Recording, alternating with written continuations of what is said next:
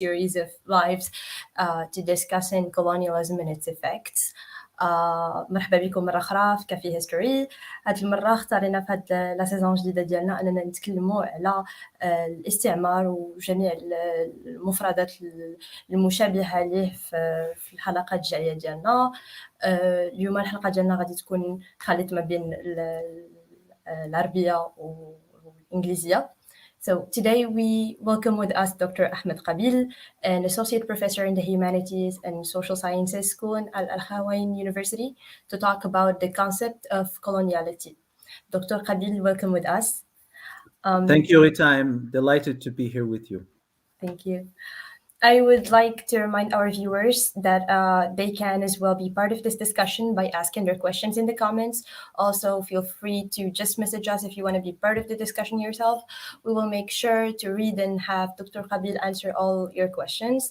بغيت نعاود نقول للمشاهدين ديالنا انهم يمكن لهم يكونوا جزء من الديسكوسيون ديالنا اليوم من خلال لي كومونتير. يمكن لكم تسولوا جميع الاسئله ديالكم اللي بغيتوا وغنحاولوا ما أمكن أننا نحاول نقراو كل شيء للدكتور قابل وأنه يجاوب على جميع الأسئلة في الوقت.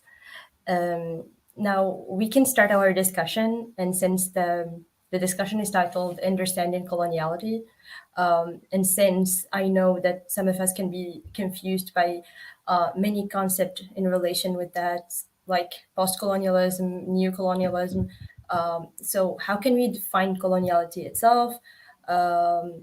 كيفاش يمكن لنا نعرفوا coloniality بالدارجة, and how can we distinguish it from other concepts? شكرا غيتا, شكرا على المقدمة وشكرا على الدعوة. غنبدا باللغة الإنجليزية ومن بعد نقدر نعقب باللغة العربية باش نشرحوا على الأقل المفاهيم الأساسية اللي غادي نطرقوا لها في النقاش ديالنا. So thank you very much again for the invitation. I am really delighted to be here to discuss this important topic, which is coloniality. So to get us started, it's important to differentiate between coloniality, colonialism, and neo-colonialism. Now, coloniality can be understood as a condition that is different from both colonialism and neo-colonialism. Now, colonialism is standardly understood as the effective economic and political domination of a political polity over another. So when we talk about colonialism, we basically refer to effective domination, which is not the case with coloniality, although colonialism and coloniality are interrelated, and that's something I'll come back to in the conversation. Coloniality is also different from neo-colonialism. As we understand it, the term neo-colonialism was first coined in the 1960s especially by Nkrumah, who was president of Ghana, the Gold Coast, it was called then. And new colonialism basically was the continuation of the political and economic domination of Europe over Africa and much of the colonized world, without the effective presence of European powers in those countries. And so Nkrumah, by using neo-colonialism, was trying to understand a new phase in the history of colonized peoples after formal independence. And he used the term neo-colonialism to basically document the continuation of forms of domination beyond formal colonialism. Now, coloniality is also about the continuation of forms of domination beyond colonialism, but particularly in reference to culture, consciousness, knowledge, being. So if I want to give, if I am asked to give a definition of coloniality, it would be the continuation of forms of subjective colonization after the end of colonialism. So in other words, coloniality is the cultural, epistemic, psychological, phenomenological uh, continuation of colonial domination. So that would be one way of understanding coloniality. Okay, so while colonialism may have ended, although it continues in different parts of the world, it still continues. Internal forms of colonialism still endure. There are also settler colonial um, experiments that are still being uh, carried out in different parts of the world. Um, but coloniality is basically the afterlife of colonialism. So while colonialism may have ended, the subjective, cultural, psychological, underpinnings of colonialism still continue to this day. And that is precisely what the notion of coloniality of power is meant to suggest. So that's one way of understanding coloniality. There's another way of understanding it as a relation. And understanding it in this way casts coloniality in a much larger historical backdrop. Um, coloniality is uh, the uh, the parallel historical trajectory of what is often called modernity. In Arabic, hadatha. And so modernity is uh, in the same way that development, when we talk about development in economics, we cannot understand underdevelopment without understanding development. In other words, that what produces underdevelopment is a certain form of dominant or a certain dominant form of capitalism. The underdevelopment of Africa, quote unquote, and I use these words advisedly because they're not neutral words. So the underdevelopment of Africa is the outcome of the development of Europe. Now, if we um, generalize this logic, um, coloniality, the state of coloniality, is also the consequence or the corollary of modernity. Modernity produced coloniality, and therefore we cannot understand these processes of psychological, cultural, linguistic, epistemic domination without understanding the history of European and Western modernity. But this is a much broader understanding of coloniality, right? That coloniality is the outcome of modernity, and modernity is the uh, is a is a historical process. And this is the way it's standardly understood. It's a historical process that emerged in Europe, had origins in the Renaissance, but it actually developed much more fully in the 18th century with the rise of science, the rise of secularism, the rise of the nation state, um, the rise of capitalism as well, the rise of new forms of political organization with revolutions in different part of Europe, and so on and so forth. So it's a constellation of a number of significant cultural, sociological, economic transformations within Europe, which made Europe somehow a novel historical force. And this is how modernity is historically understood. But that is a very partial and also extremely narrow understanding of modernity, because all those things that I've just mentioned that constitute the essence, if I may say so, the essence of modernity could not have been possible without colonialism. So we cannot understand the rise of modern Europe and the modern West without an understanding of colonialism.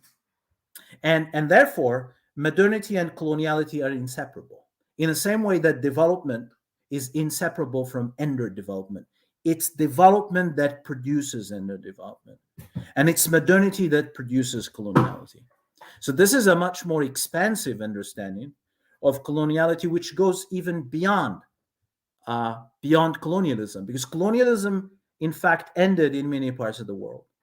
But the fundamental processes and logics of colonialism continue under different guises, and fundamentally through the medium of culture, of language, of knowledge, of experience, and so on. So I hope this rather long detour has been helpful in explaining what coloniality means.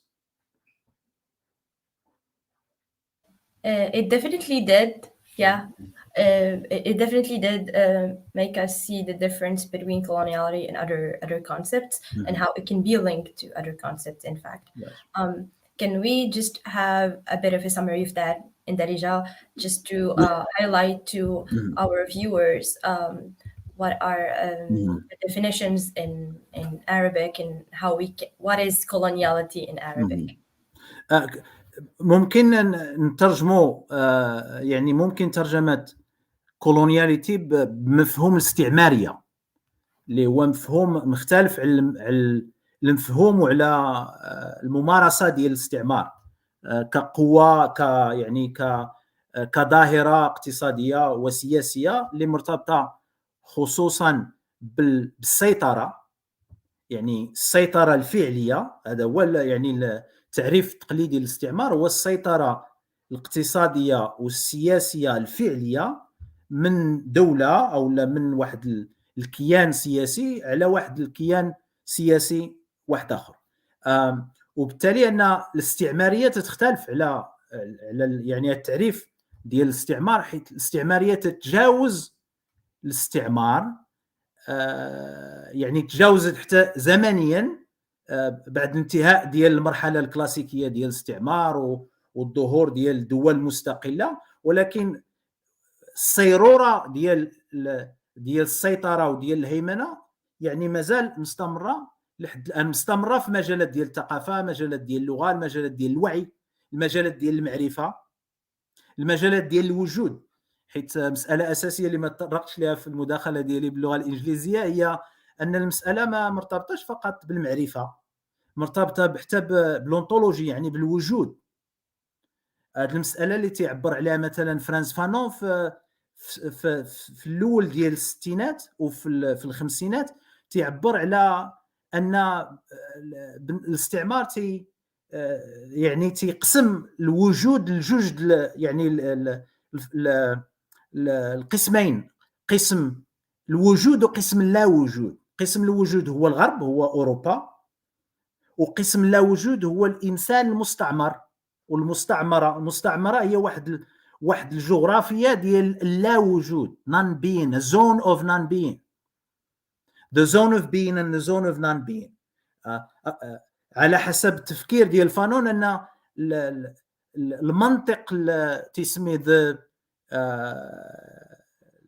Manichaean logic of capitalism، يعني المنطق المانيكي اللي فيه الخير والشر. يعني كاين منطق وجودي ديال الاستعمار اللي هو الجغرافيا ديال الوجود والجغرافيا ديال لا وجود. نعطي مثال بسيط باش نوضح هذه المسألة ديال هذا يعني هذا الشرخ اللي تيحدثوا الاستعمار بين الوجود وبين لا وجود. هو غير في الجغرافيا ديال المدن الاستعمارية. مثلا المدن الاستعمارية ناخذوا الرباط مثلا ولا فاس، ولا ملي جا الاستعمار بين اول الحوايج اللي داروه هو تقسيم ديال المجال الجغرافي بين المجال ديال لي زانديجان ديال السكان الاصليين، والمجال ديال الاوروبيين المستعمرين.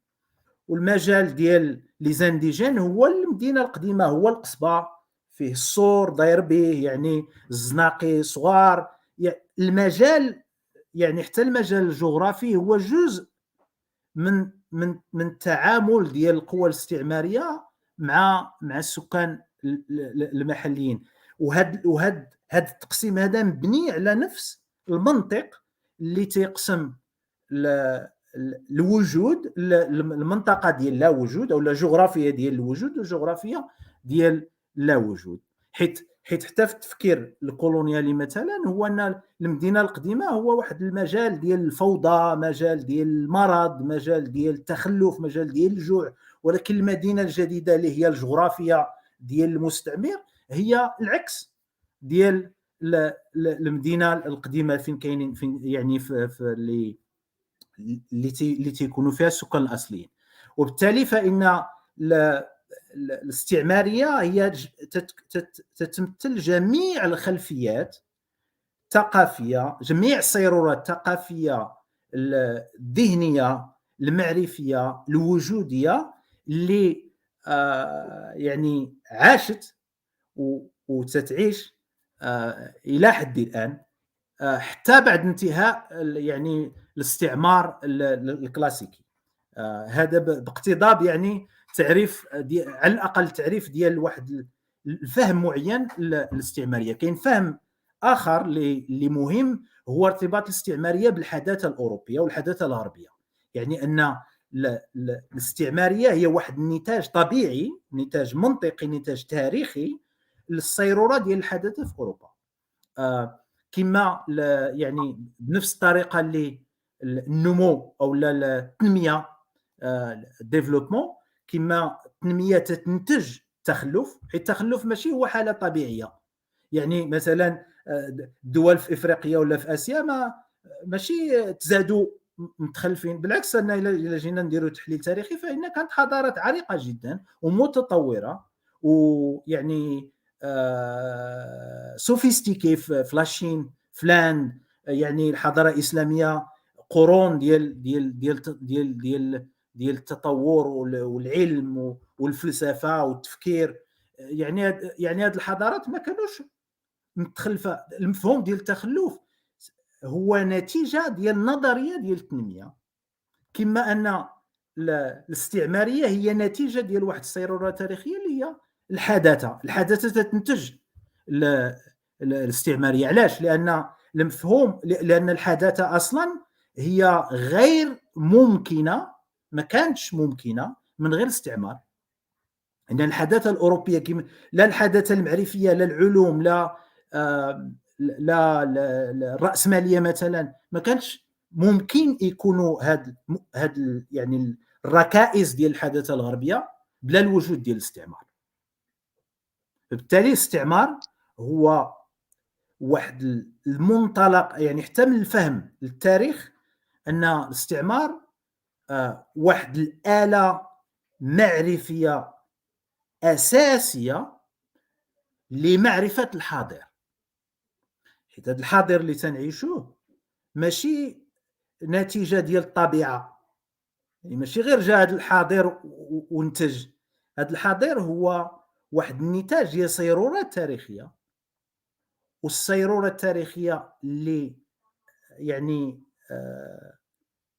اللي التي نحتت الواقع ديالنا الان والحاضر هو تجربه ديال الاستعمار. يعني الاغلبيه ديال مثلا علماء الاجتماع والمؤرخين والفلاسفه اللي تهتموا بالشأن ديال الاستعمار بشكل عام تيأرخوا البدايه ديال الحداثه بسنه 1492 اللي هو سنه معروفه، هو ما يسمى بالاكتشاف ديال العالم الجديد. ومساله ديال الاكتشاف هي مساله حتى هي يعني هناك الكثير ما يقال حول مفهوم الاكتشاف او يعني نظريه الاكتشاف. في الحقيقه انا الاكتشاف ممكن نفهمه على اساس ان الاوروبيين اكتشفوا راسهم ان هناك بدايه ديال واحد تاريخ جديد، بدايه ديال واحد حقبه من التاريخ ديال الانسانيه جديده اللي اوروبا غادي تكون فيها هي المركز ديال العالم. وبالتالي ممكن نبداو المفهوم ديال الاستعماريه من 1492، يعني كفهم يعني الا بغينا نعبروا عليه بطريقه ديال مثلا ديال المحللين ولا المؤرخين مثلا بحال برودال، هذه هي الكولونيال لونغ ديوري، يعني 5 القرون. وممكن نبدا التجربه الخاصه مثلا حتى نهضروا من المغرب ان في الحقيقه الظهور ديال اوروبا كقوه تاريخيه، قوه استعماريه، بدا من المغرب، بداو من المستعمرات الاسبانيه وسيرتو البرتغاليه في المغرب. يعني ان البوادر ديال الظهور ديال اوروبا كقوه استعماريه بدات في القرن 15 ماشي في القرن 16، في البدايه ديال القرن 15. يعني قبال من الاكتشاف ديال امريكا، من المغرب بدات البوادر ديال الظهور ديال القوه الامبرياليه ديال الاسبان وديال البرتغال.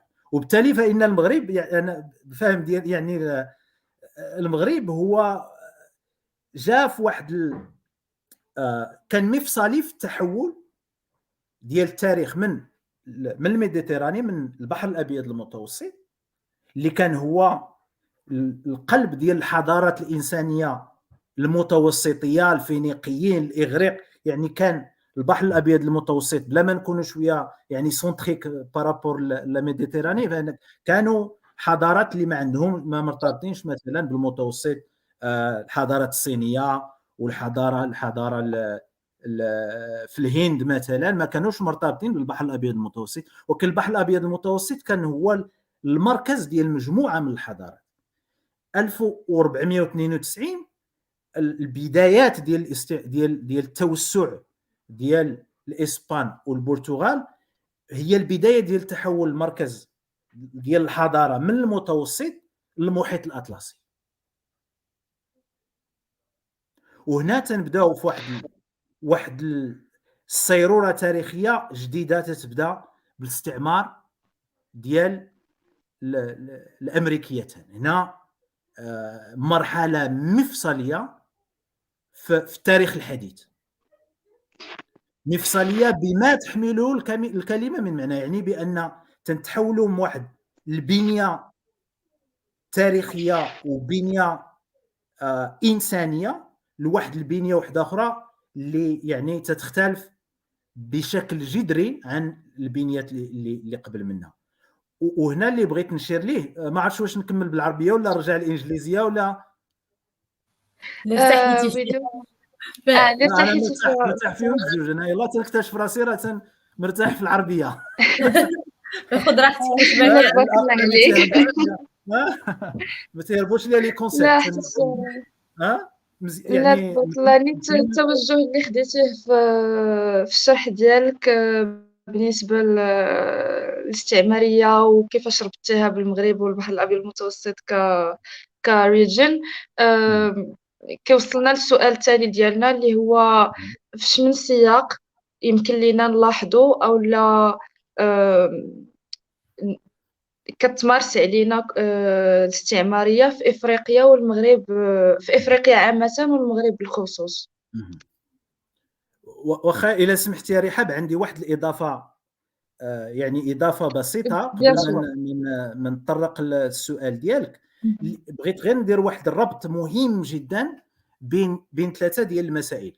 المساله الاولى هو كما قلنا يعني البدايات، الارهاصات الاولى ديال الاستعمار الايبيري في المغرب، اللي هو الاساس ديال التوسع من بعد يعني في الامريكيتين.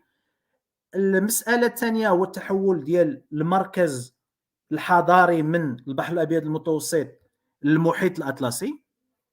لا يعني ممكن نفصل في هذا الموضوع، ولكن تنظن ندوز للنقطه الثالثه اللي مهمه، حيت مرتبطه حتى بالسياق الجغرافي والتاريخي والسياق الحضاري اللي المغرب كان فيه ركيزه اساسيه، اللي هو الاندلس.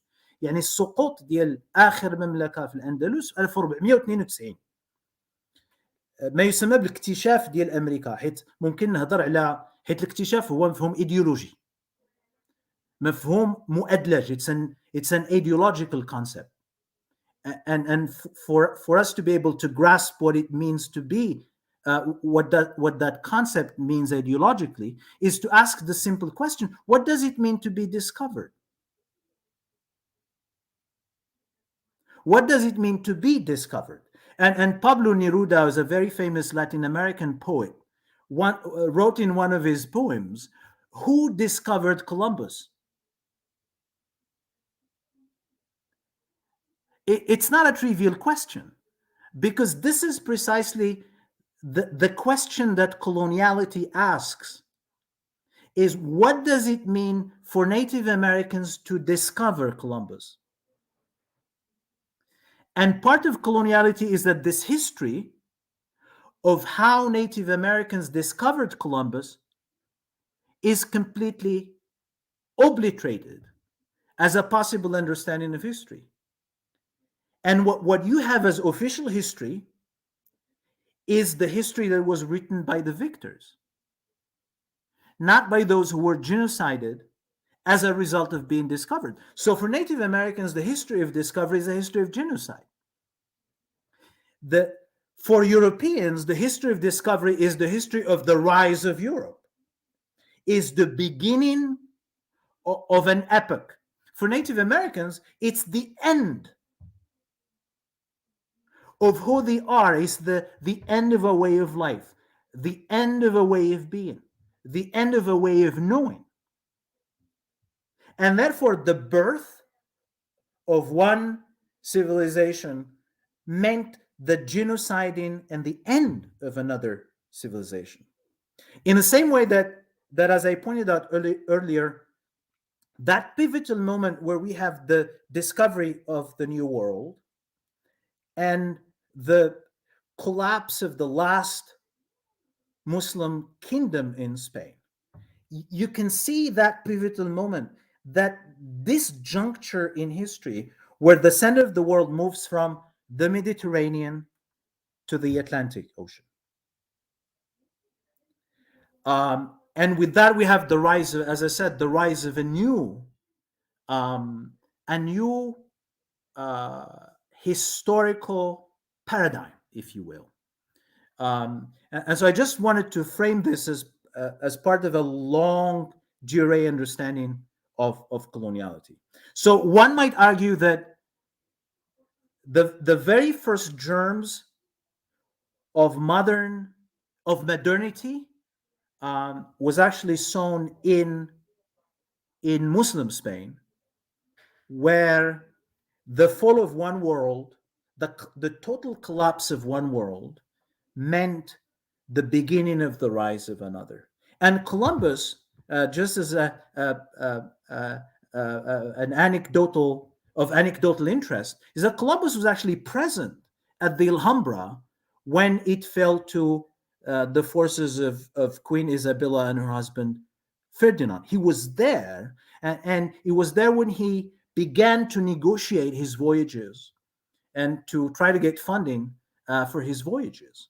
And so Columbus was actually individually, physically present in that very juncture between one epoch and another, that very epochal transition between one era and another. Now, with regard to your question, Rehab, there are different ways of understanding how coloniality operates in our own context. And one of them is to situate how, or to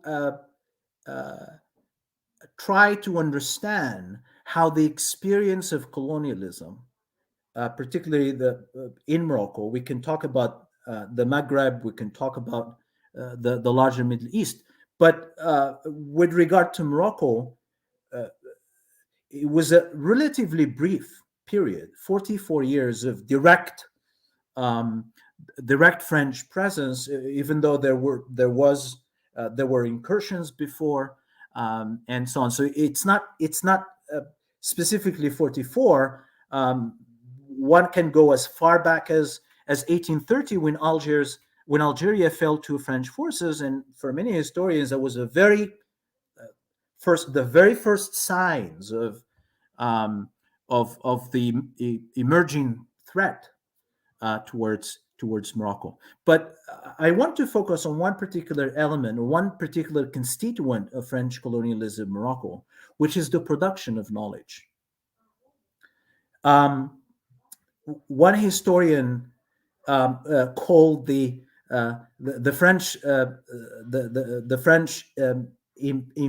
Empire He called it the ethnographic state, uh, s- simply because uh, uh, the French carried out intensive ethnographic, anthropological, sociological, historical study of Morocco as a way to better govern it, as a way to better colonize it. And this is a classic example of what Edward Said called Orientalism. It's the production of knowledge in the service of empire and colonialism. And Morocco was tremendously studied. The study of tribes, study of political structures, the study of religious practices, and so on. So, one way to understand how coloniality applies to our own context is by analyzing the structures of knowledge that were produced as part of colonialism. But more importantly, those same structures of knowledge that continue to impact how we understand our history, how we understand our culture, and how we relate to our own practices, our own systems in politics, and so on and so forth. Right? So that's one way of understanding how coloniality applies. I want also to refer to something that's vital in this legacy, this sort of epistemic and political legacy of colonialism, which is how the French built their entire colonial policy on um, a rigid ethnic classification of Morocco. Um, uh, the French operated on a fundamental conviction um, that Moroccans can be quite surgically divided between Berber and Arab. And this is something that was inherited from their colonial experience in Algeria. So they came with this baggage, often called the Kabyle myth, or it's not my own myth, but Kabylie in Algeria. So the Berber myth, if you will, which the French used as a gold standard for understanding the cultures and the practices of the peoples who were living in this part of the world, and that division had substantive consequences on political governance, on um, on educational systems, on the formation of uh, um, of politics as well. That division continues to be powerful in its effects, in how we understand ourselves, but also in how um, we are attempting to construct um, a, an inclusive political project.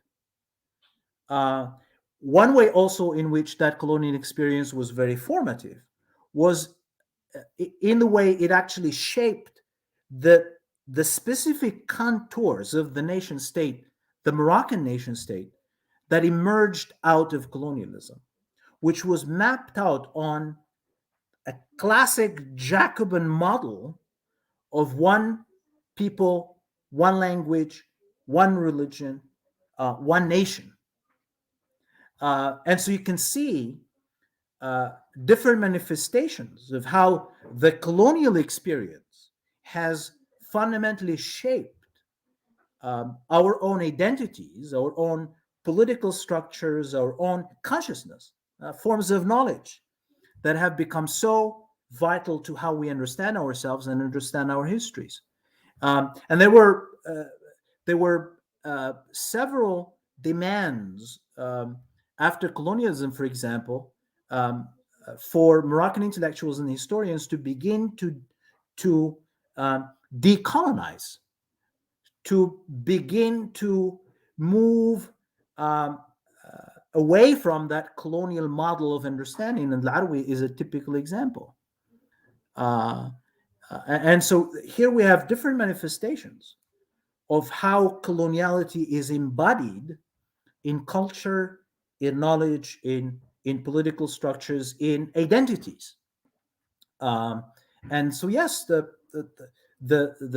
sort of the impact is it's not just of historical interest, but it's palpable and it's alive, and you can see its manifestations in a large a panoply of spheres, including education, for example. The continuing dominance of French as a language, and now with the new reform, it have been reinstituted as a medium of instruction, which gives it far more clout compared to Arabic or Amazigh, which are the official languages of the country. So that's another manifestation of how coloniality endures even after the end of colonialism. I can go on, but I'm not sure whether you want me to expand on these questions, or you have other things that you'd like to ask me about.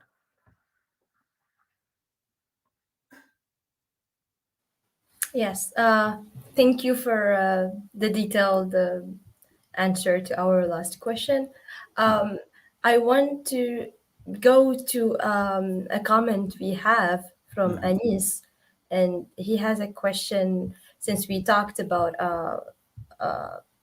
colonialism in Morocco, he says, in one word, how would you describe the legacy of Aubervilliers in contrast to later colonial governors in Morocco?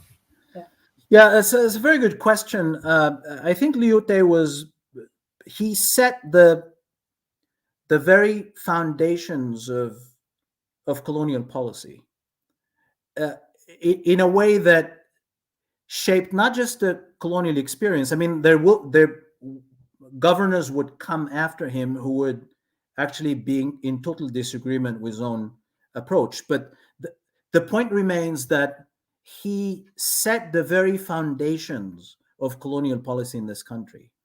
And I think in order to understand his policies, we need to understand his history, both in Algeria specifically, and how he tried to fashion colonial policy in Morocco in total contrast to how policy evolved in Algeria, because formal French policy in Algeria was assimilation. Now, he understood that the policy of assimilation disastrously failed in Algeria, and to repeat it in Morocco would be folly. And we should also understand that the French were great imitators of British imperialism as well. So they were copying forms of colonial governance that the British developed, and they were applying them in their own colonies.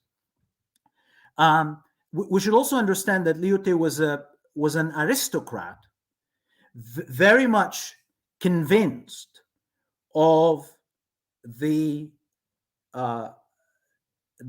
sort of the desirability of hierarchical structures, the preservation of traditional hierarchies, and for him, the sort of the most effective way of governing Morocco was to preserve traditional hierarchies,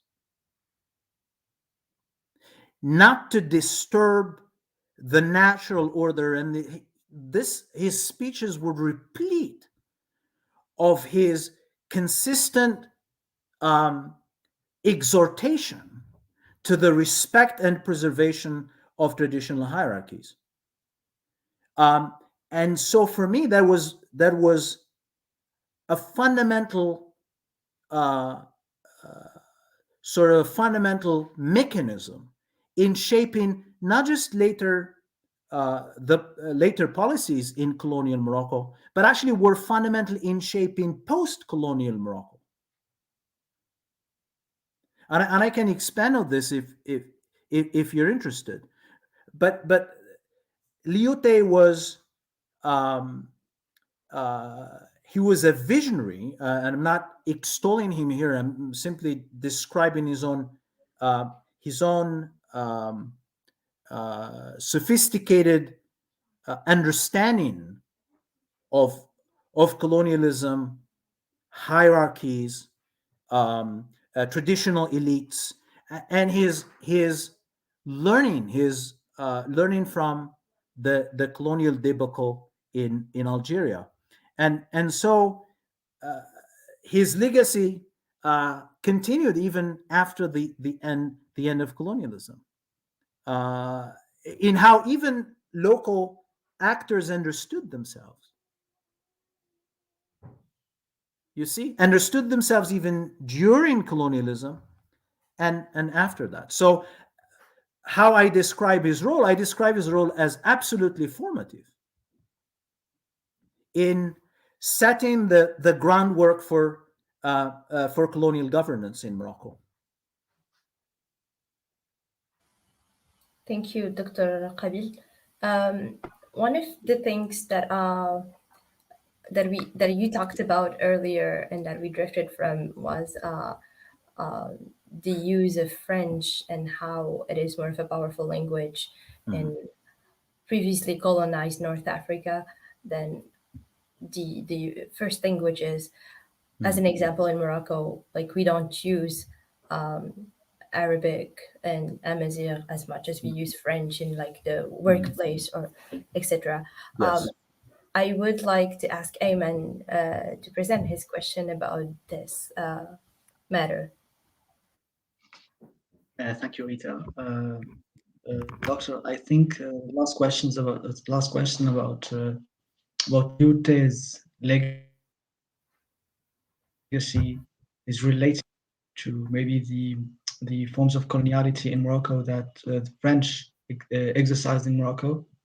Uh, I think if you can talk to us about forms of coloniality, I think there are three: the coloniality of power, of Mhm.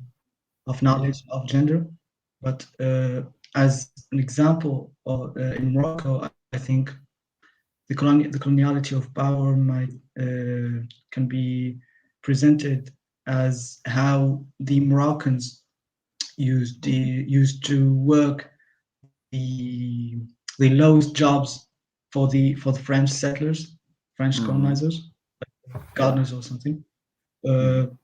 the the the aftermath of this, after the immigration of Moroccans there to France, how they lack political recognition, how they lack their social dignity, and also when I have an example of coloniality of knowledge.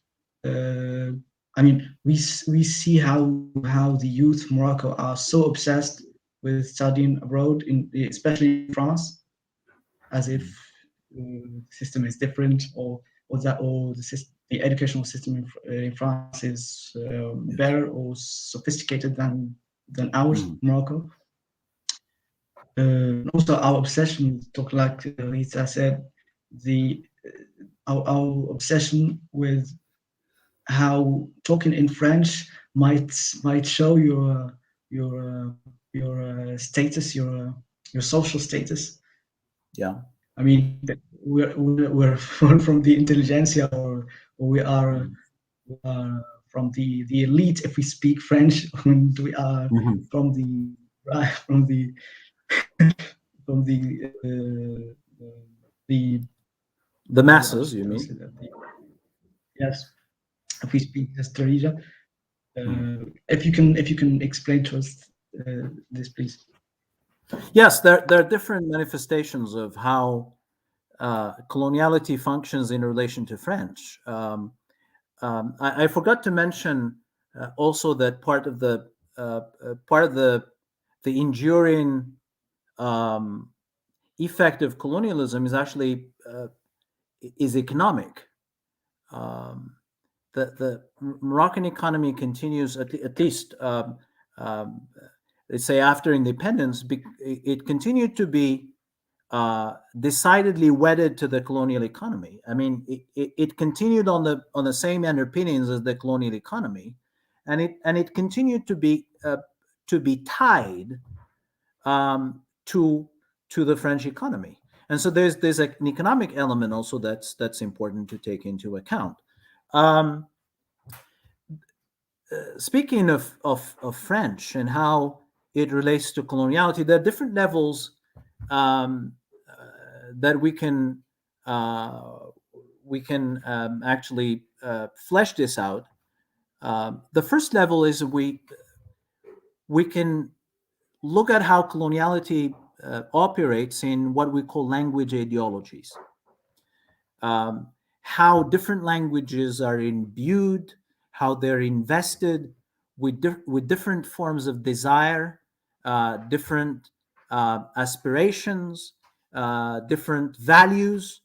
So that's one way in which coloniality operates. Is that languages are divided into different spheres of value, with certain languages having uh, uh, overwhelmingly positive values. For instance, if you take French, it's the language of modernity, it's the language of intellectual sophistication, it's the language of the Enlightenment, and just a few decades ago, it was also the language of science. I mean, we will talk certainly about English, which is also imbricated in this logic of coloniality, in particular in relation to our own language policies and practices in Morocco. So I'll come back to that point. French indexes all these positive values in contradistinction to Arabic, for example, which is constructed as imbued with a different set of values. For instance, the almost Pavlovian association of Arabic with Islam, with religion. You don't make uh, the same reflexive association between French and Christianity, because French, and I talked earlier about modernity, because French is the language of modernity. Arabic is not a language of modernity. I'm not making prescriptive statements here. I'm describing the conceptions, the ideological conceptions of two languages, which are linguistically, they're both capable of doing anything that humans can do, right? Because all languages are similar. Languages are radically similar and equal in terms of what they are capable of expressing, as long as we provide them with the resources, with the development tools, so that they can express those human needs. But in practice, languages have the index different worlds, if you will. French indexes modernity, sophistication, education, class, openness, open-mindedness, and so on and so forth. While Arabic has a completely different set of symbols and values that it indexes. It indexes, for example, traditionalism. It indexes conservatism. It indexes, for instance, parochialism. I'm not saying that it does, but this is the ideologies underpinning how we relate to Arabic from an ideological point of view. For Amazigh, it actually indexes a very narrow ethnic understanding. It also indexes a geography, a particular geography, mountains. It indexes a certain form of culture, which is ridiculously folklorized, songs and so on and so forth. So you have a language, but embedded within our understanding of language, you have a whole world of values and symbols and desires that we attach. And coloniality actually operates at this level of values and symbols. There's nothing inherent in French which makes it the language of sophistication. It's an ideological construction of the value of a certain language based on a certain history of that language, history of colonialism, and also history, not just of colonialism in Morocco, but also a history of French colonialism and continued imperial practices in different parts of the world. So that's one level. The second level is actually the creation of effective hierarchies. It's not just the different sets of ideologies that we associate with certain languages, but actually the effective hierarchies in reality between different languages. And usually the hierarchies and the ideologies intersect. They're not separate, they actually reinforce each other. And so we have French, that is a dominant language in important sectors, important social, economic, and cultural sectors, not least because it's the language of a certain dominant class, largely. But it also the language of the economy. It's the language of it's language of high culture as well, and it's the language of uh, an elite, and an intellectual elite as well. So, in contradistinction to Arabic, for instance, and Amazigh. So, one way to understand coloniality is by looking at how the local language ecology is classified, is stratified according to the logic of colonialism, according to the continuing logic of colonialism, and how French represents that colonial logic. So this is another level that we can actually analyze linguistic coloniality. Now, I want to include English in the conversation because increasingly English is becoming not just visible, but also becoming more and more present in many sectors in society, in the economy, in the world of culture, and also in the educational system. And it's increasingly being used as a medium of instruction in many institutions, not least AY, which was it's a classic example of medium instruction. But what I'm trying to say is that we have the emergence of a new player, a new agent in this linguistic coloniality in Morocco, where English is imbued with a set of ideologies as well.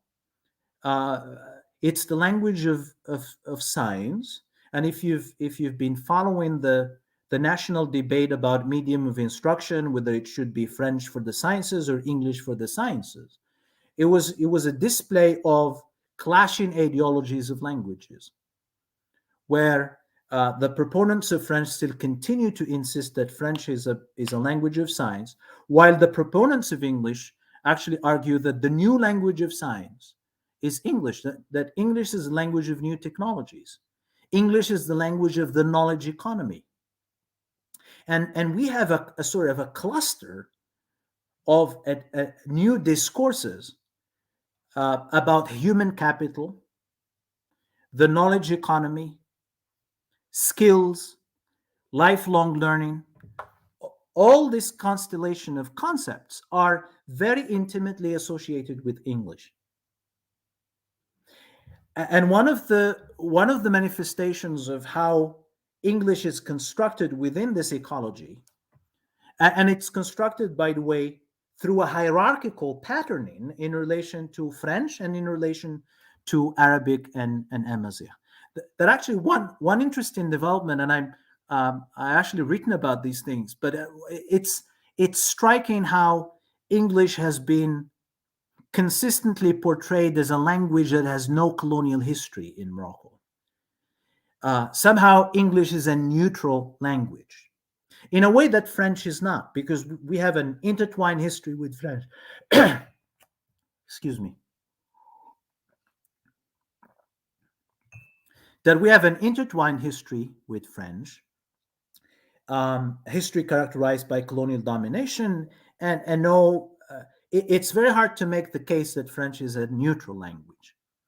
But one ideology that is constructed around English is that it's a neutral language. And it's not encumbered by any colonial history, at least any local colonial history. And that it's the language of international communication. Now, we understand that these are language ideologies, that the realities are very different, that in fact, English is also embedded in a far larger history of colonialism, and even a far more dominant form of imperialism, American imperialism, American cultural imperialism, and so on and so forth. We also know that it's part of a very entrenched process of linguistic imperialism, which goes all the way back to the 17th century. And therefore, you have the sort of a new dynamic in how we construct these languages in our local context, much of which is actually shaped by the history of coloniality in this particular context. But we also have English, which has added another layer of coloniality. On the one hand, by creating a niche, the niche of the knowledge economy, human capital, and so on and so forth. But in terms of ideology, I mean, these are structural factors. These are not just questions of discourse. Technological innovation, scientific research. If you want to receive a fund for scientific research, like in technology or in the hard sciences, it's very likely that English is going to be the medium publication of the application for the grant would be in English. So there is a niche that's actually material where English is beginning to dominate, in addition to the fact that it's increasingly becoming the preferred medium of instruction in many institutions, including higher education institutions. And it's slated to be the language of choice in higher education in Morocco in the next 10 or 15 years. In fact, it's slated to be the language of instruction for science at high school in 10, 15 years. So there's a gradual imbrication of English into the local linguistic ecology, but in ways that continue to entrench linguistic coloniality. And a lot of people somehow they're convinced that French will somehow disappear in the process. I don't think it's that the reality is as simple as that. What usually happens in situations like this is what we call linguistic capital intensification, or the intensification of linguistic capital. Elites usually create closures. They're called linguistic closures, in that they protect their own prestige. They fiercely guard their own prestige. And French is a symbol, and actually an asset. It's a symbol of prestige, and it's not just a symbol; it's actually a reality of prestige. And what elites usually do is they're not going to abandon those elements of prestige. What's likely to happen is that elites are going to further intensify their symbolic capital by including English as part of the linguistic repertoire, in a way that makes French equally important. Because French will continue to be a marker of class in this country. It will continue to be a marker of intellectual sophistication. And English will dominate in areas where this symbolic dominance is not really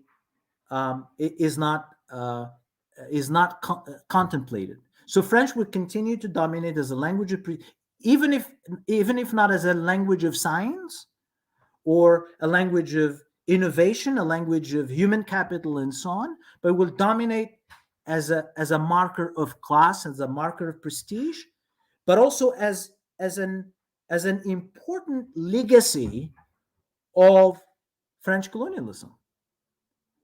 And it would be almost impossible to dislodge the social and cultural structures that sustain French in Morocco, including French medium education.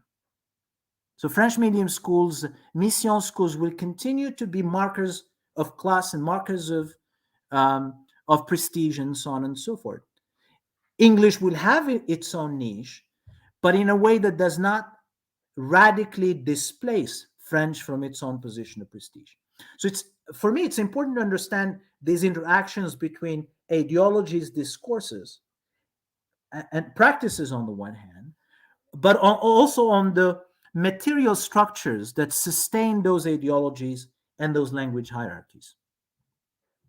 But what I would say in response is that there's no such thing as a neutral language, that all languages embody certain ways of understanding the world, on the one hand.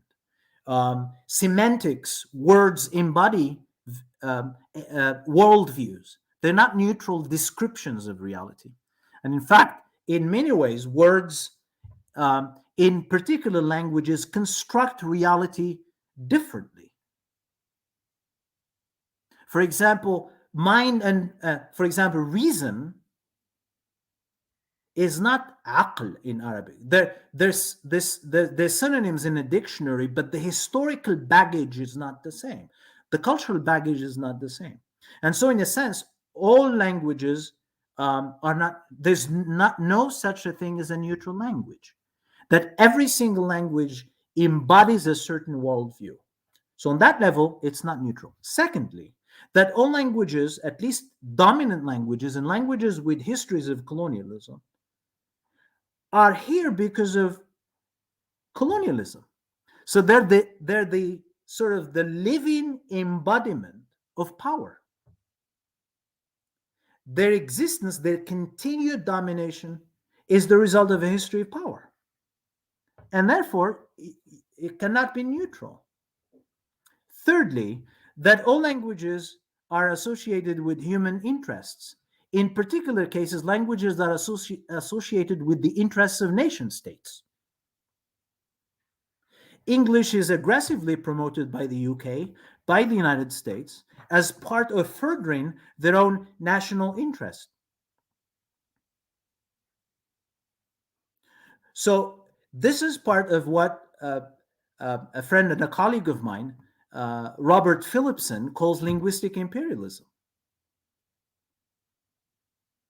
It's how the promotion of English worldwide is part and parcel of on the one hand, of British colonialism, and secondly, of American imperialism. And equally importantly, that the promotion of English worldwide is part of the UK's, the US furthering of of their own interests globally. So there is no such thing as a neutral language, especially if those languages are idioms of nation states. They're the sort of the official languages of certain nation states. So they become an instrument in global power. They become an instrument in furthering the interests of those nation states, commercial interest, cultural interest, and also the war for hearts and minds, which is pretty much part of contemporary imperialism. I forgot to mention that one of the manifestations of coloniality in Morocco is also the war on terror, the cultural underpinning of the war on terror. I mean, you certainly know that the war on terror was not just fought by soldiers, it was also fought in educational curricula, in religious reform. This was part of the larger scheme of the war on terror. So the war on terror was geopolitical, clearly was military, but it has also cultural, educational, and subjective elements that that are fundamental in actually shaping our own realities. Many Muslim countries were engaged actually in reforming their own educational curricula, their educational programs, as part of the war on terror. Many organizations have been doing all kinds of cultural work in North Africa, in the larger Middle East, as part of the war for hearts and minds. And English was Yeah. very much part of that, especially the period right after 9/11, where English became in Qatar, for example, there was a report by the Rand Corporation which suggested that English should be the medium of instruction, and it was understood that English was an important instrument in de-radicalizing Muslims. That somehow English It's very interesting to see how. has a civilizing Yeah. effect on Muslims. And that So Arabic is this is actually a the terroristic conclusion. language. And Arabic is a language that is conducive to terrorism and religious radicalism. So you could see all these interconnections at different levels of geopolitics, economics, culture, education, language, where coloniality is actually central.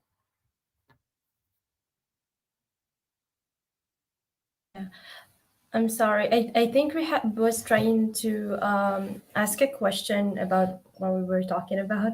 Mhm. Yeah, it was more of a comment than a question, because I think that it's very insightful how we managed to move from the context of coloniality, from a real life, more or less dynamic aspect, to that of a linguistic one, which is still also very dynamic, but not in a way where that we tend to notice consciously, at least. Most of the time, we tend to think of coloniality or colonialism as violent systems that manifest themselves with real life dynamic processes, but we tend to ignore how they manifest themselves subconsciously in our culture. So it's a very thank you so much for this very insightful addition. I think that we are coming to the conclusion of this live for today, but we would like to take some questions or comments from the chat. Right, do you want to take care of Yeah, that? yeah. I think I want to go to our first question by Ayub. I think Ayub raised a good question, since I know we talked about this before, which is when we talked about colonialism and how we can tie it to after the the 15th century, and Yes. not and how we cannot, for example, tie it as a concept to, I don't know, Roman colonialism. Yeah. So Ayub asked why we revolve around the acts done by European after the Renaissance, and we don't talk about acts of empires that were done a time before that. That's a very good question. Also, And sorry, Dr. Kabel, do you think you can take this chance to go over this concept in Darija for our audience, if you don't uh, mind? yeah, sure. But I will respond in English briefly, and then I can Mhm. expand in Of Arabic. Now, course, thank you this is very an much. excellent question. Um, the short response is, because this it will take me a lot of time to unpack all the details of the answer, because this is a very complex historical question. There are three fundamental distinctive features of European colonialism. The first one is that it's a form of colonialism that was based on knowledge.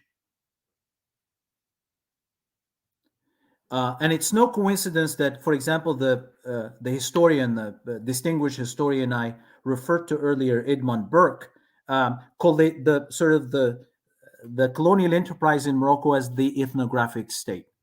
The British did the same thing in India. So we cannot understand modern colonialism without the production of knowledge, which is quite distinctive from previous forms of of of uh, of colonialism.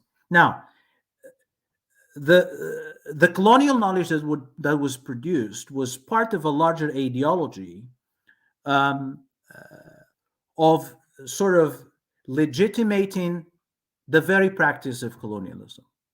So knowledge had two purposes. It had the purpose of actually of it has a practical purpose, which is to better govern the populations, the colonized. But it was also part of a larger ideology of legitimating the superiority of the colonizer and the inferiority of the colonized. This is the entire project of Orientalism when it comes to studying Middle Eastern and Eastern cultures and civilizations.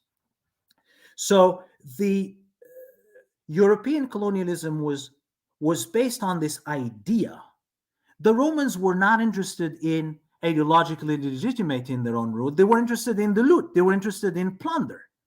They were interested in bloodshed and outright domination. European colonialism was different.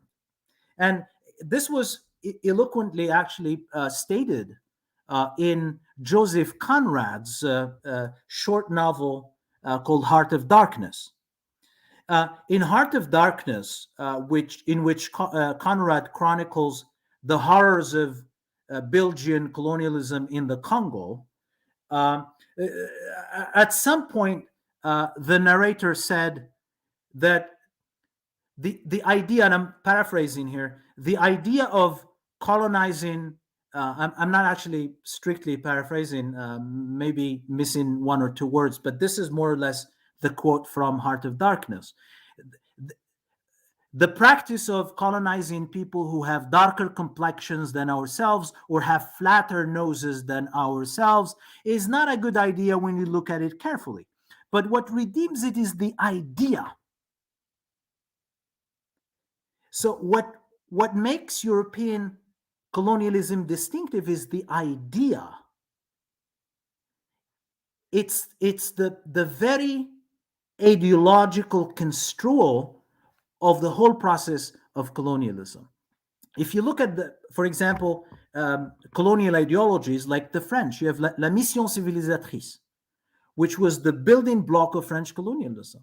You don't have any such thing in older, more ancient forms of colonialism. Like you don't have a sustaining idea of the entire enterprise. So you have la mission civilisatrice.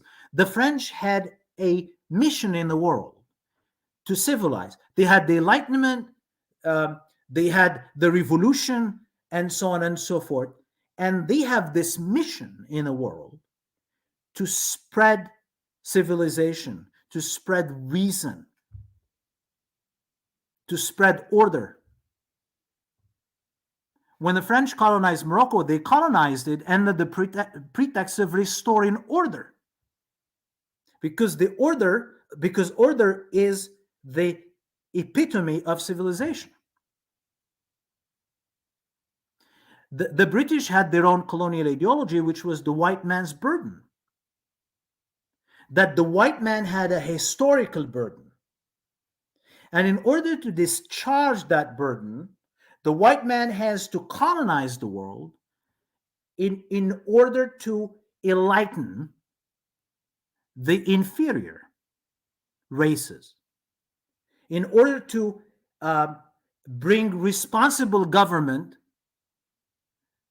to the inferior races of the East and Africa and so on. So the British also had this sense of a civilizational burden that they had to discharge through colonization. Thirdly, the Americans, the United States has its own colonial doctrine, which is manifest destiny. That the United States is divinely ordained. It's ordained by God in order to spread liberty around the world. It's a shining city on a hill, and it's a beacon of freedom and democracy to the rest of the world. You don't have any ancient imperial center which had such a sophisticated doctrine to justify colonialism. So the first element of an answer is that the European empires and European colonialism um, was was an empire of knowledge. Number two, uh, part of the fundamental foundation of European colonialism is actually a sophisticated and developed racial ideology, scientifically based racist ideology. And in Latin America, people like Quijano, for example, who was one of the first people to theorize coloniality, is that he actually made a very direct connection between colonialism and racism. And for him, the rise of racism as we know it was very much tied to European colonialism. And it's not just a question of considering people to be different or considering people to be inferior. It's actually understanding difference to be sort of ingrained in particular races, in a way, of course, that puts the white race at the top of the hierarchy while other races are at the bottom. And you had sort of massive scientific investment in 18th century, 19th century Europe, which actually justified that Europeans were superior in terms of intellectual capacities, in terms of their physical abilities, and so on and so forth. They're superior to other races. And so modern colonialism, modern European colonialism, is predicated on racial and racist classification of peoples, which was not. I mean, you may have sort of lineaments of systems of classification, but they were not as pronounced and as foundational to the whole process of colonialism. Now, I want to suggest of European colonialism. I want to make a very quick reference here to what happened in the Americas when the Spaniards arrived there, quote unquote, in the 16th century, where there was a very famous debate in Spain at the time, in the mid 16th century, between a priest and a philosopher. The priest is Bartolome de las Casas, and a philosopher was De Sepulveda, who was a very famous scholar of Greek philosophy. He was also a philosopher. The debate was the following. The question that these two luminaries at the time were discussing was the following. Are Native Americans human or non-human?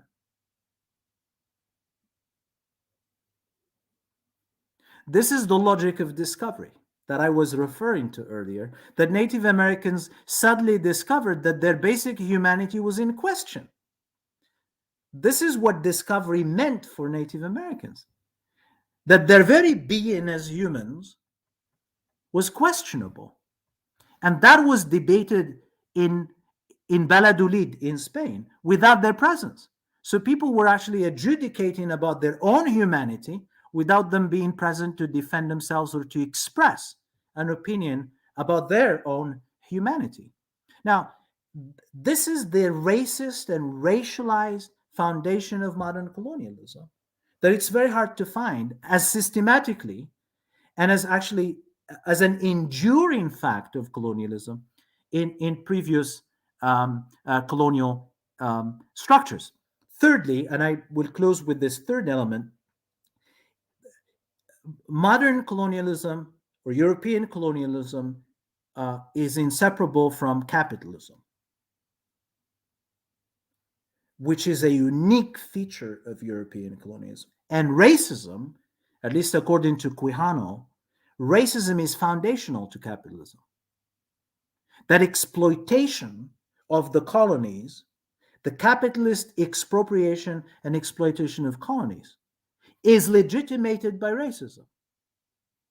The enslavement of Africans is legitimated by racism. Slavery and expropriation and the stealing of land in the colonies, in the Americas first and then in the rest of the world, the stealing of land, expropriation, is called primitive accumulation, and the enslavement, exploitation of native peoples of the colonized, all this economic structure was predicated on racism. There were slaves before, but what you have here is a new understanding of slavery that is very much embedded within a capitalist system, and at the same time a form of slavery that is informed by science and knowledge, which is quite typical of European colonialism. I can expand on many other features that make modern colonialism different than previous forms of capitalism. But I hope that this has at least pointed to some criterial differences between modern European colonialism and previous forms. Definitely it did. I guess before moving to our next question, we wanted to have some sort of a little summary about this in Arabic. In Arabic. يعني باختصار شديد هناك يعني ثلاث أوجه ديال أو ثلاثة أوجه ديال الاختلاف بين يعني الاستعمار العصري ويعني استعمار في العالم المعاصر والاستعمار القديم. ثلاثة ديال الأوجه ديال الاختلاف يعني تتجلى في ثلاثة ديال المحاور أساسية. المحور الأول هو أن الاستعمار المعاصر، الاستعمار الحديث بتعبير أصح، مبني على المعرفة، والمعرفة يعني عندها جوج ديال الأهداف. هدف براغماتي واقعي ترتبط أساسا بأن معرفة الشعوب المستعمرة مهم لحكم هذه المجتمعات، يعني أن المعرفة تدخل في إطار الحكم الاستعماري. يعني الوجه الآخر المهم اللي مرتبط بالمعرفة وعلاقتها بالاستعمار الحديث هو أن المعرفة تتخول المستعمر بين إيديولوجيا استعمارية للأساس ديالها هو أن المستعمر يعني مستعمر متفوق من ناحية ديال العرق، من ناحية ديال العقل، من ناحية ديال القدرات، من ناحية ديال الحضارة، من ناحية ديال الثقافة إلى ما هنالك، وأن المستعمر هو متخلف أو ما عندوش ثقافة. هيجل مثلا تيقول بأن إفريقيا ما عندهاش حضارة نهائيا، وأن آسيا هي مثلا طفل، يعني بالمقارنة مع أوروبا ذا تشايلد مازال ما كبراتش، يعني خصها الوقت باش تكبر، وأن أوروبا هي اللي تتمثل النضج الحضاري. هذا هيجل تيقول أن إفريقيا ما فيهاش الحضارة. هذا تأسيس فلسفي للاستعمار، اللي هذا اختلاف جوهري بالنسبه للاستعمار الحديث. الاختلاف الثاني اللي اساسي مرتبط يعني بالعنصريه، بالميز العنصري، والعنصريه اللي كانت مرتبطه بالعلم، ماشي عنصريه يعني مرتبطه غير بالاراء، يعني عنصريه اللي كان عندها اساس في العلم. العلم ديال قياس الجماجم كان علم يعني رائج في فرنسا مثلا، ان القياس ديال القدرات العقليه وديال الفكر ولا مرتبط يعني بالقياس ديال الجماجم. ومثلا غوبينو تيقول مثلا بان الانسان الاسود بعلاقته مع الانسان الاوروبي مثلا تيمثل بحال يعني البنيه ديال المخ، يعني ماشي العقل، البنيه ديال الهاردوير في الداخل، ان الانسان الاسود مثلا عنده المخ ديال طفل. هذه اراء اللي تتاسس ايديولوجيه الاستعمار. هذا الشيء ما كانش في الاستعمار القديم، يعني بهذا السوفيستيكيشن هذه ما كانش. المساله الاخرى اللي مهمه، الوجه ديال الاختلاف الاخر اللي مهم، هو الارتباط بين العنصريه والراسماليه. الراسماليه يعني الاستغلال ديال الاراضي يعني الاستيلاء على الاراضي والاستيلاء على الموارد الطبيعيه والاستغلال ديال المستعمرين كان مبني على مثلا الاستعباد ديال الملايين ديال الافارقه اللي كان هو الاساس ديال الظهور ديال الولايات المتحده الامريكيه، والاساس ديال الظهور ديال بريطانيا كقوه استعماريه. القطن، تكستايل اندستري، داكشي ديال مانشستر اللي كان في مانشستر، الاقتصاد اللي مبني على النسيج وعلى راه الاساس ديالو هو القطن في الميريكان، ومن بعد في مصر وفي الهند. يعني التكنولوجيا المتطوره ديال النسيج في الهند نقازا داروا لها القرصنه. دابا القرصنه راه is a violation of international law، ولكن في ذاك الوقت كاع التكنولوجيا ديال النسيج خداوها الانجليز من الهنود، يعني من الهند. وبالتالي ان باش نفهموا يعني الاستعمار الحديث خصنا نفهموا هذه المسائل البنيويه اللي تتكون، يعني الشروط البنيويه للظهور ديال يعني الانتشار ديال الاستعمار الجديد اللي ما كانش يعني تنظن يعني بهذا الحضور القوي في الاستعمار من قبل. هناك اوجه واحده اخرى اللي ممكن نفصل فيها، ولكن تنظن هادو اوجه اللي تيبينوا ان كاين فرق كبير بين الاستعمار الحديث ديال الدول الاوروبيه والاستعمار يعني القديم. شكرا دكتور قابل. للاسف ما سعفناش الوقت باش نقراو جميع الاسئله اللي كاينه، ولكن نختموا بسؤال واحد ديال حفصه. انا ما سخيتش بالاسئله. راه كان حديث زوين وكانوا اسئله زوينين بزاف، ولكن الوقت ما كيساعدش. حفصه، غادي نرجعوا لفاش كنا تكلمنا على discovery of Americas و Columbus. She firstly thank you, and then she says Columbus' ideas were rejected many times by many European monarchs until he landed on the Spanish one who decided to fund him. If that did not happen, how do you think coloniality would have started instead?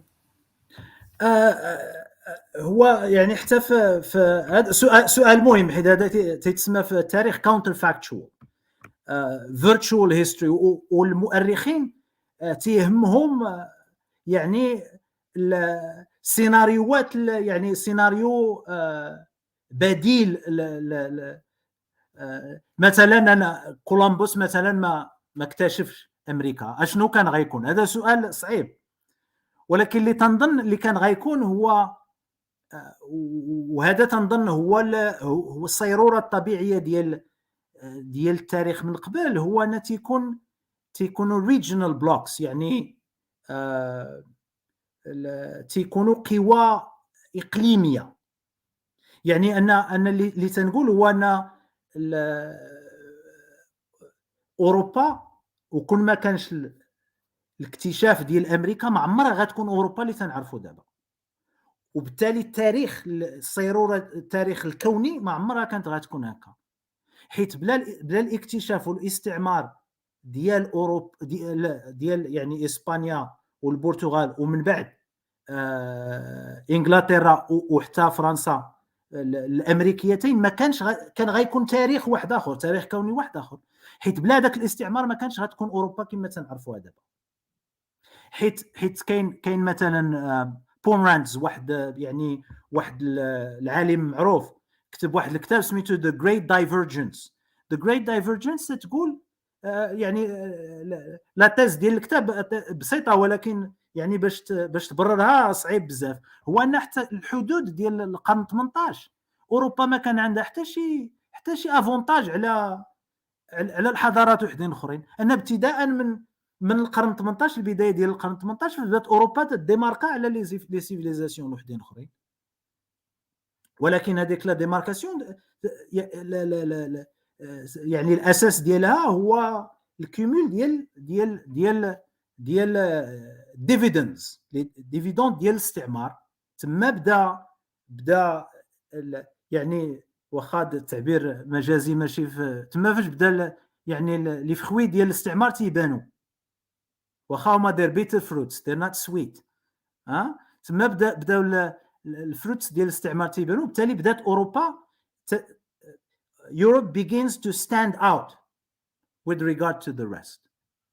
يعني لنفرض ان ما كانش الاستعمار، ان الجريت دايفرجنس حتميا ما كانش غتكون، حيت الاستعمار كان اساسي في هذيك الجريت دايفرجنس. المساله الاخرى اللي مهمه هو ان اللي بغيت نشير ليه قبل ما تختموا، هو ان اوروبا يعني الحضاره الاوروبيه، واخا غاندي سولوه واحد المره قالوا لي what do you think of western civilization؟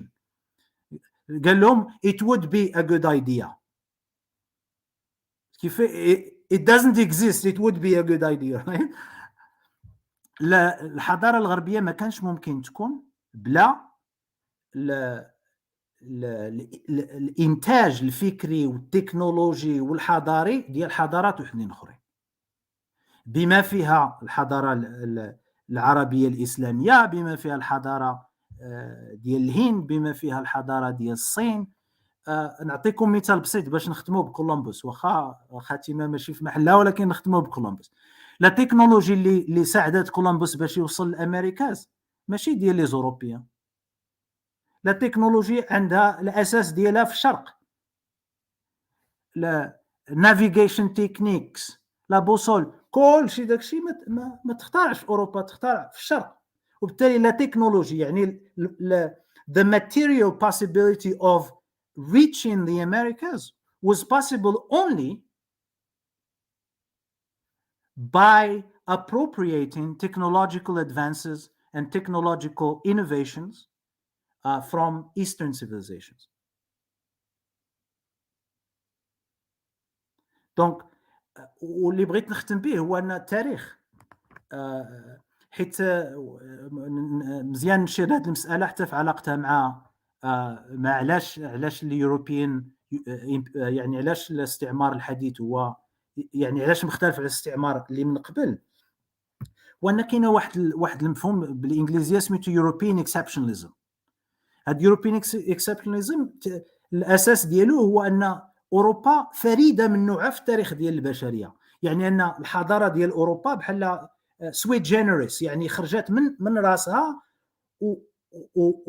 وتبعتات كحضاره يعني فريده. ولكن الحقيقه ديال التاريخ تتقول بان اوروبا تتمثل واحد الفصل في التطور ديال البشريه. وان الى ما كانش اوروبا استفدت مثلا من العلم اللي كان يعني علم قوي في في الاسلام، في علماء مسلمين مثلا، علماء عرب، مثلا الساينتيفيك ميثود راه كان تيديروا الرازي في القرن 9 القرن 9. البير ريفيو، دابا هذا البير ريفيو اللي هو الجولد ستاندرد اوف بابليكيشن، كان تيديروا راويه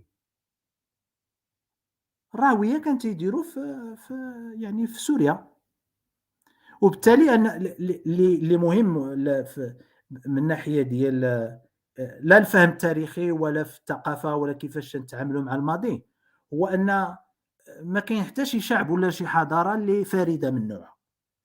ان الحضارات كلهم تياخذوا من بعضياتهم، بعض المرات تياخذوا بالعنف، بالاكسبروبرياسيون ايتترا. ولكن اللي مهم هو ان التاريخ ما عمرو تيقولنا بان كاين شي حضاره اللي فريده من نوعها. اليونان مثلا، الحضاره اليونانيه كانت مبنيه على الحضاره في مصر القديمه.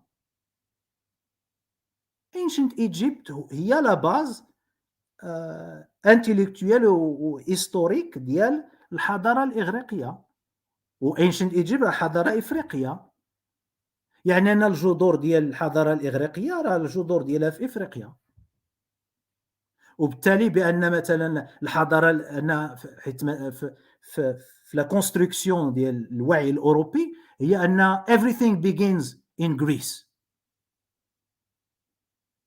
everything begins in Greece. لا، راه الا بغينا نفهموا يعني الصيروره التاريخيه ديال التاريخ الكوني، راه غريس راه begins ولا at least is interconnected with ancient Egypt.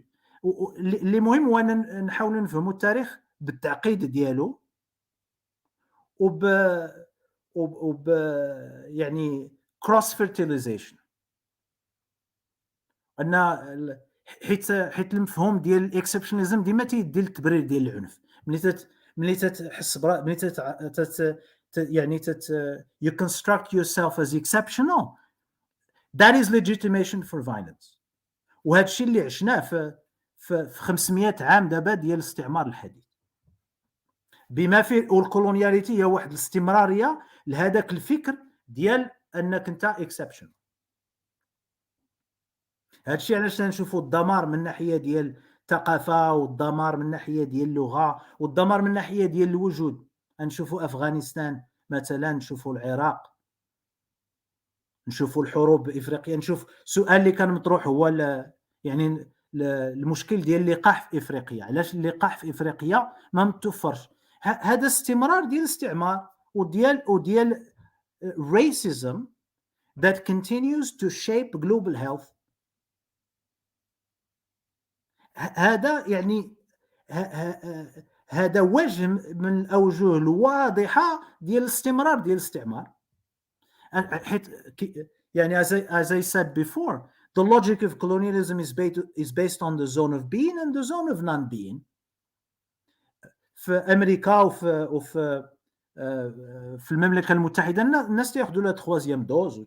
في افريقيا مثلا السودان 1% اللي مفاكسيني في السودان.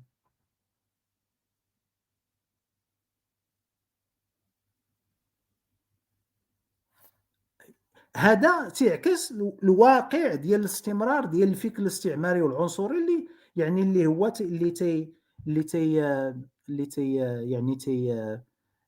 اللي هو خاصيه من الخصائص ديال العالم المعاصر.